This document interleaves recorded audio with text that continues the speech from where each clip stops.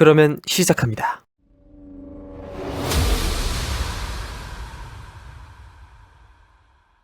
역사적인 결혼식을 뒤로한 채 자국의 카톨릭 세력이 일으킨 비극적 학살을 목격한 마고는 그들에 대한 반감 속 동생 프랑수아와 남편 엘리케의 탈출을 협조하는 등 배반적 행위를 감행함으로써 국왕 앙리 3세를 비롯한 왕실의 미움을 사게 되는데요. 위기 속에 놓인 마고의 운명은 과연 어떻게 될 것이며 끝없는 혼란 속에 있는 프랑스 정계의 향방은 앞으로 과연 어디로 향하게 될까요?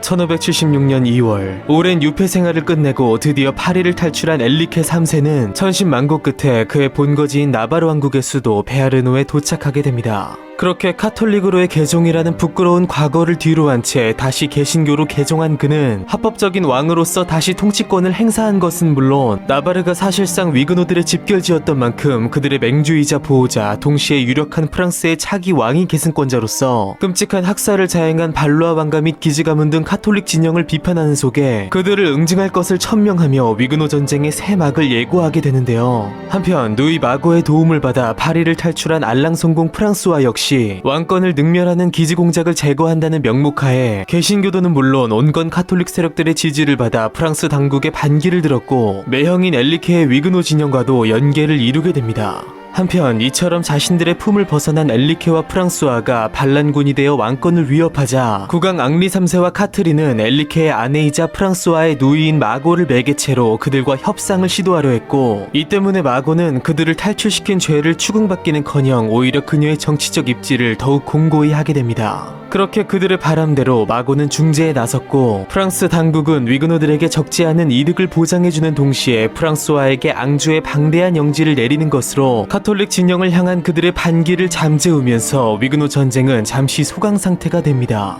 한편 이처럼 잠시간 안정이 깃든 속에 나바르의 왕비로서 왕가의 후사에 대한 책임이 있던 마고는 한동안 떨어져 있던 남편 엘리케와 나바르와 프랑스의 접경지대인 가스코뉴에서 재결합했고 부부로서 4년간의 동거 생활을 시작하게 되는데요. 그러나 이들의 피나는 노력에도 불구하고 둘 사이에는 끝내 자녀가 생기지 않았고, 기본적으로 서로를 사랑하지 않는 두 사람은 각자의 자유분방한 생활을 즐겼던 만큼 엘리케 못지않게 마고 역시 수많은 연인들을 만나 사귀면서 부부 사이에는 극심한 불화가 생기게 됩니다. 결국 사랑 없는 엘리케와의 생활에 실증이 난 마고는 파리로 돌아간 그녀의 애인 자크 드 아를레를 따라 긴장관계 속에 있는 남편과 오빠 사이의 관계를 호전시킨다는 명분을 내세우며 그리운 파리의 궁정으로 되돌아오게 됩니다. 그러나 그녀가 돌아와서도 끊임없이 새 연인들을 만남으로써 갖은 추문을 만들어낸 것은 물론 여전히 동생 프랑스아와 접촉하며 의심을 자아낸 만큼 앙리 3세는 결국 마고를 궁정에서 추방해버렸고, 남편 엘리케 말고는 갈 곳이 없던 그녀는 다시 가스코뉴르가 후사를 낳는 명분으로 그와의 재결합을 추진하게 되는데요. 그러나 후사 문제에 있어 이미 지난 4년간 충분히 실패를 맛본 데다 끝없이 바람을 피며 자신을 능멸한 단지 명목상의 아내를 더 이상 용납할 수 없던 엘리케는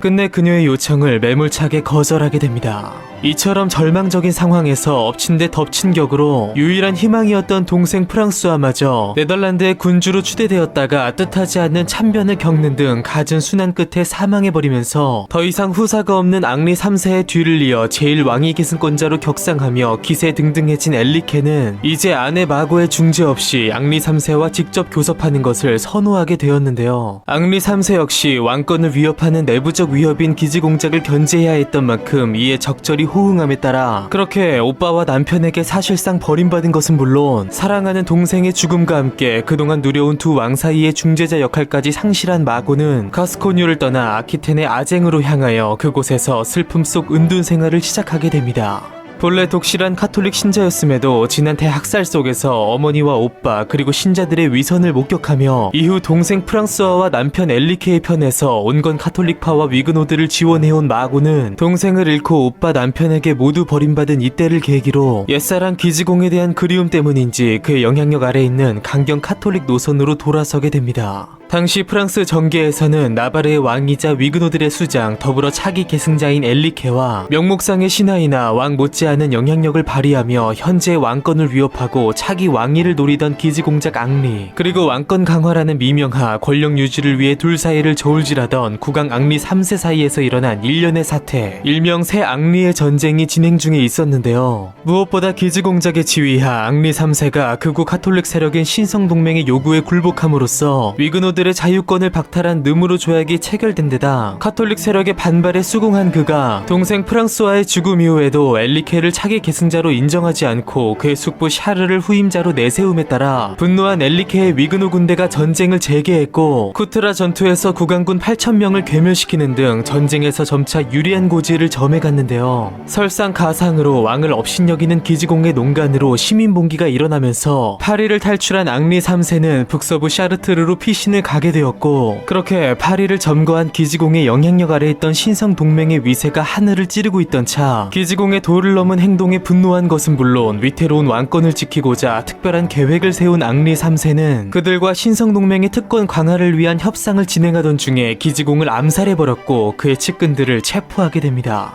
그러나 위그노로부터의 위협 속 실질적인 카톨릭의 맹주 역할을 해온 기지공을 도망친 국왕이 살해한 것에 대해 파리 시민들은 오히려 분노하며 그를 더 이상 왕으로서 인정하지 않은 것은 물론 기지공의 동생 마옌 공작을 새로운 신성동맹의 지도자로 추대하면서 앙리 3세는 궁지에 몰리게 되었고, 나아가 그의 정치적 조언자이자 유일한 후원자였던 어머니 카트린마저 사망해버리면서 궁여지책으로 위그노의 수장인 엘리케와 손을 잡았고 그의 힘을 빌려 신성동맹에 대항하게 됩니다.